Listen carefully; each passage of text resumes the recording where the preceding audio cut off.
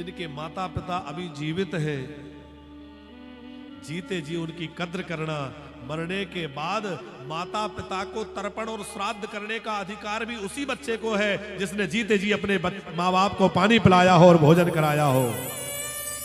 जीते जी जिसने अपने माँ बाप को पानी नहीं दिया, भोजन नहीं दिया, मरने के बाद तर्पण करने का भी उसका अधिकार समाप्त हो जाता है। एक व्यक्ति हमसे एक बार पूछ रहा था कि महाराज जी, जिसके माता पिता वृद्धाश्रम में रहते हो और वहीं उनकी मृत्यु हो जाए, तो वृद्धाश्रम में मरने वाले माता पिता की सूतक घर में कितने दिन तक रखनी चाहिए? कितने दिन तक सूतक मिटेगा नहीं? हमने कहा, जिसने अपने माँ बाप को वृद्धाश्रम में छोड़ दिया उसके घर से जीवन भर सूतक समाप्त नहीं हो सकता। जीवन भर के लिए उसके घर में सूतक लग गया। सूतक का मतलब है जब देवता आपके घर से अन्न ग्रहण ना करें, पितृ आपके घर के पूजन और श्राद्ध को स्वीकार ना करें, और जिस घर के माता पिता दुखी होकर के वृद्धाश्रम चले जाते हैं, उस घर के बुजुर्ग दुखी होकर चले जाते, उस घर से ना देवता पूजा स्वीकार करते और ना पितृ उसका अन्न जल ग्रहण करते उस घर का। अच्छा, बुजुर्गों को क्या चाहिए? बुजुर्ग आपकी रोटी के भूखे नहीं है, बुजुर्ग आपकी प्रेम की वाणी के भूखे हैं। आप प्रेम से उनसे दो बातें कर लो, उसी में उनका मन भर जाता है। उनको आपकी रोटी की चिंता नहीं है, आपका पैसा नहीं चाहते, उल्टा वो देते हैं। क्या चाहते हैं?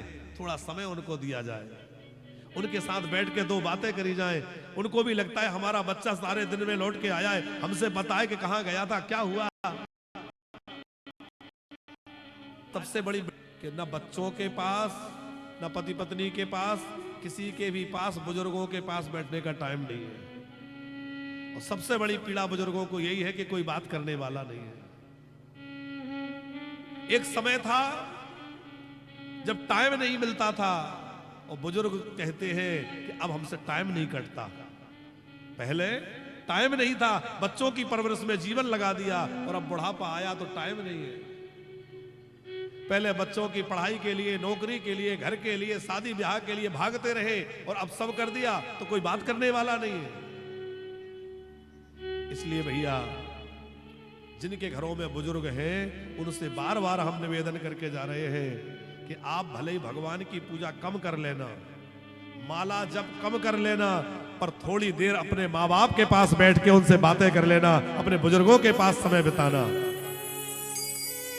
अपने बुजुर्गों के जरूर समय देना, उनकी भावनाओं का आदर करना।